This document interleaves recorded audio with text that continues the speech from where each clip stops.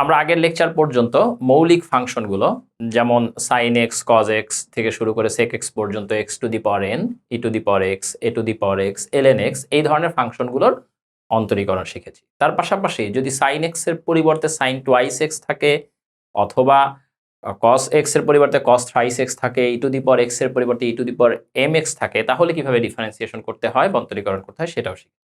কিন্তু যদি এরকম থাকে এই ফাংশনগুলোই যোগ বিয়োগ গুণ ভাগ আকারে থাকে, তাহলে আমরা কিভাবে ডিফারেন্সিয়েশন বা অন্তরীকরণ করব। যেমন আমরা বোর্ডে যদি একটা প্রশ্ন খেয়াল করি, ddx of e to the power x plus sin x, অর্থাৎ এখানে দুইটা ফাংশনের যোগফল আছে, একইভাবে বিয়োগফলও থাকতে পারে। যখন যোগফল থাকে তখন আসলে আমাদের ডিফারেন্সিয়েশন করাটা সহজ, অর্থাৎ আমরা আলাদা আলাদাভাবে তাদেরকে ডিফারেন্সিয়েট করে ফেললেই হবে। অর্থাৎ আমরা লিখতে পারি ddx of e to the power x plus ddx of sin x। e to the power x এর ডিফারেন্সিয়েশনটা কি হবে?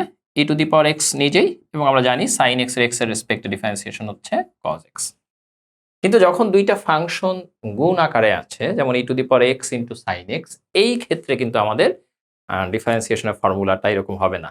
অনেকে হয়তো এরকম মনে করতে পারি যে আমাদের এখানে যেহেতু দুইটা ফাংশন গুণ আকারে আছে, তাই তাদেরকে আমরা ডিফারেন্সিয়েশন করে রেজাল্টটা গুণ করে দিব, কিন্তু এরকম কিন্তু হবে না। তাই আমাদের আসলে কি করতে হবে? এটার জন্য একটা ফর্মুলা দরকার। ফর্মুলাগুলো আমরা কিভাবে জেনারেট করব? বিষয়টা অনেকটা এরকম যে আমাদের যদি দুইটা ফাংশন থাকে, একটা ফাংশন u এবং আরেকটা ফাংশন হচ্ছে v, u আর v দুইটা ফাংশন, এবং এই দুইটা ফাংশনই x এর ফাংশন। এখন আমি এই দুইটা ফাংশনের গুণফল অথবা ভাগফলকে x এর সাপেক্ষে ডিফারেন্সিয়েট করতে চাচ্ছি, অর্থাৎ আমি x এর সাপেক্ষে uv এর ডিফারেন্সিয়েশন বের করতে চাচ্ছি আর x এর সাপেক্ষে u বাই v এর ডিফারেন্সিয়েশন বের করতে। তো আমরা আজকের লেকচারে আসলে এই দুইটা ফর্মের ডিফারেন্সিয়েশন কিভাবে করে এটার প্রমাণ সহ দেব। প্রথমে আমরা চিন্তা করলাম y ইকুয়াল টু uv, তাহলে আমাদের কি বের করতে হবে? dy dx বের করতে। এখন আমরা একটু চিন্তা করি, আমরা যদি x এর ভ্যালুটা ডেল্টা x পরিমাণ চেঞ্জ করি, অর্থাৎ x এর ভ্যালু ডেল্টা x পরিমাণ চেঞ্জ হয়, সেই ডেল্টা x পজিটিভ হইতে পারে, নেগেটিভ হইতে পারে। তার সাথে সাথে রিলেটেড ফাংশনগুলো যেমন u v y এগুলো কিভাবে চেঞ্জ হবে?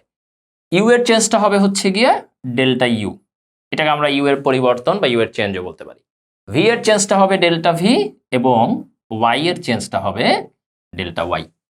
তাহলে এই ফাংশনটা y ইকুয়াল টু uv, এখানে যদি x এর চেঞ্জটা ডেল্টা x হয়, তাহলে y এর এখন ভ্যালুটা কি দাঁড়াবে? y এর ভ্যালুটা দাঁড়াবে এরকম না, y plus delta y। u এরটা দাঁড়াবে হচ্ছে u প্লাস ডেল্টা u, এবং v ক্ষেত্রে আমরা পাবো v প্লাস ডেল্টা v। তাহলে এবার আমরা একটু খেয়াল করি, y plus delta y equal two আমরা কি লিখতে পারি? এখন আমরা যদি u প্লাস ডেল্টা u এবং v প্লাস ডেল্টা v এই দুটো গুণ করে দেই, গুণ করে দিলে আমাদের যে রেজাল্টটা আসবে সেটা হচ্ছে uv plus u delta v plus v delta u plus delta u into delta v। আমরা y ইকুয়াল টু uv এটাকে ইকুয়েশন নাম্বার 1 বললাম, এটাকে ইকুয়েশন নাম্বার 2 বললাম। এখন 2 থেকে আমরা যদি 1 বিয়োগ করি, ফ্রম 2 মাইনাস 1, তাহলে কি আসবে? y প্লাস ডেল্টা y থেকে y বাদ গেলে শুধু কি থাকে? শুধু ডেল্টা y থাকে, অর্থাৎ চেঞ্জ অফ y।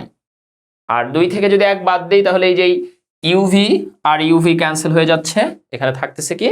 এখানে থাকতেছে হচ্ছে u delta v plus v delta u plus delta u into delta v। আচ্ছা, এবার একটা মজার জিনিস একটু খেয়াল করি, আমরা যে ডেল্টা ওয়াইটা বের করলাম, এখন আমরা উভয় পক্ষকে বা বোথ সাইডকে ডেল্টা এক্স দ্বারা ভাগ করব। উভয় পক্ষকে ডেল্টা এক্স দ্বারা ভাগ করলে delta y divided by delta x equal to u delta v divided by delta x plus v delta u divided by delta x plus, এইটাকে আমরা দেখো অনেকভাবেই লিখতে পারি, তো আমরা এই কনভিনিয়েন্ট একটা ওইভাবে চিন্তা করতেছি যে delta u into delta v by delta x. এইখানে কারো মন খারাপ করা দরকার নাই যে ডেল্টা এক্সটা ভি এর নিচে কেন দিলাম ডেল্টা ভি এর, আমরা তো ডেল্টা ইউ এর নিচেও লিখতে পারতাম, তোমার যেভাবে ভালো লাগে লেখো, কোনো সমস্যা নাই। এখন একটা জিনিস একটু খেয়াল করি যে কেন আমাদের আসলে এই ডেল্টা এক্স দ্বারা ডিভাইড করা লাগে। আমরা যদি ডিওয়াই ডিএক্স এর ডেফিনেশনটা খেয়াল করি, যে আমরা যখন y equal to f x বলি, তখন আমরা জানি dy dx equal to limit h tends to 0 function of x plus h minus function of x divided by h। এখন একটা বিষয় একটু খেয়াল করি তো, এই যে এইচটা আমরা লিখলাম, এই এসটা আসলে কি? এই এইচটা হচ্ছে x plus H minus x, এখান থেকে কিন্তু এটা এসেছিল। যদি আমরা কেউ ভুলে গিয়ে থাকি তাহলে আমরা মূল নিয়মে অন্তরীকরণ এর একদম প্রথম পর্বে পার্ট 1-এ যে আমরা একটু দেখে আসতে পারি যে আসলে এটা কিভাবে এসেছিল। তো এখন একটা জিনিস একটু খেয়াল করি তো, function of x plus H minus function of x, এটা আসলে কি বোঝাচ্ছে? এটা বোঝাচ্ছে ওয়াই এর মানের পার্থক্য, তাই না? কারণ ফাংশন অফ এক্স এর ভ্যালুটাই তো আমরা ওয়াই এর মান বলি, তাই না? তাহলে function of x minus function of x plus H, এটা আসলে কি? এটা হচ্ছে ওয়াই এর মানের পার্থক্য, যেটাকে আমরা ডেল্টা ওয়াই লিখতে পারি। তাহলে আমরা কিন্তু এইটাকে, উপরের অংশটাকে ডেল্টা ওয়াই লিখতে পারি, আর নিচের অংশটা যদি আমরা একটু খেয়াল করি, x plus H minus x, এটা কিন্তু এক্স এর মানের পার্থক্য, অর্থাৎ এটাকে আমরা কি বলতে পারি? ডেল্টা এক্স বলতে পারি। এবং ডেল্টা এক্স এর ভ্যালুটা আসলে কি? ডেল্টা এক্স এর ভ্যালুটা কিন্তু H, because x plus H minus x, এটা কিন্তু এইচ। তাহলে এই জায়গায় লিমিট এইচ টেন্ডস টু 0 না লিখে, যেহেতু H R delta x same, তাই আমরা লিখতে পারি limit delta x tends to 0। অর্থাৎ তোমরা দেখতে পাচ্ছ ডিওয়াই ডিএক্স ইকুয়াল টু চাইলে এইভাবেও লেখা যায়, limit delta x tends to 0 delta y by delta x. তো আসলে ডিওয়াই ডিএক্স এর সাথে যেহেতু এই বিষয়টা কানেক্টেড, দ্যাটস ওয়াই আমরা উভয় পক্ষকে ডেল্টা এক্স দ্বারা ডিভাইড করছি। এখন তোমরা নিজেরাই বুঝতে পারতেছো যে আমাদের লিমিট নেয়ার বিষয়টা আছে, বা উভয় পক্ষে লিমিট নিতে হবে। উভয় পক্ষে যদি আমরা limit delta x tends to 0 apply করি,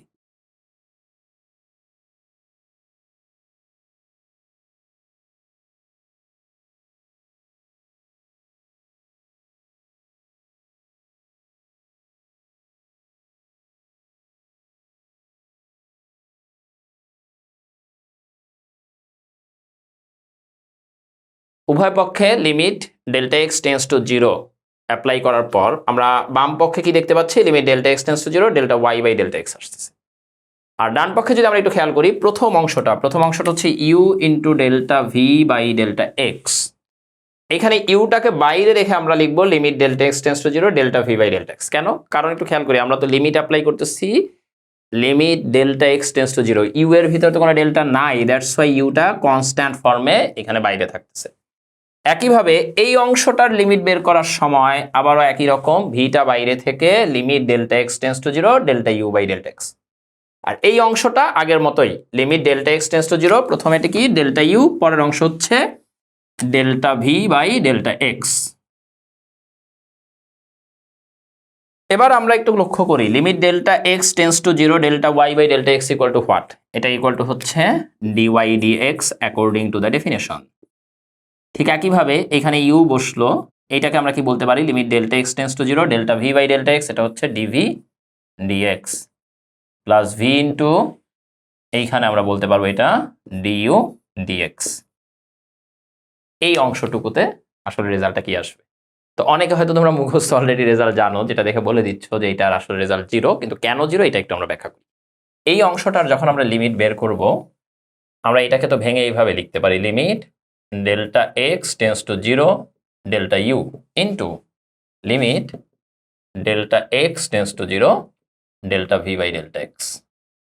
এইটা ডিভি ডিএক্স, এই ব্যাপারে কোনো সন্দেহ নাই, কিন্তু যখন আমি বলতেছি limit delta x tends to 0 delta u, একটা জিনিস একটু লক্ষ্য করি, এখানে ইউ ভি এরা সবাই কিন্তু এক্স এর ফাংশন। তাই এক্স এর যদি অনেক ক্ষুদ্র পরিবর্তন হয়, ডেল্টা এক্স টেন্ডস টু 0 যদি হয়, তাহলে এক্স এর উপর রিলেটেড যে প্যারামিটারগুলো আছে অর্থাৎ ইউ ভি, এতে সবারই কিন্তু পরিবর্তন অনেক ক্ষুদ্র হবে। তার ফলে আমরা বলতে পারি limit delta x tends to 0 delta you equal to কত? এটা ইকুয়াল টু আসলে 0 আসতেছে।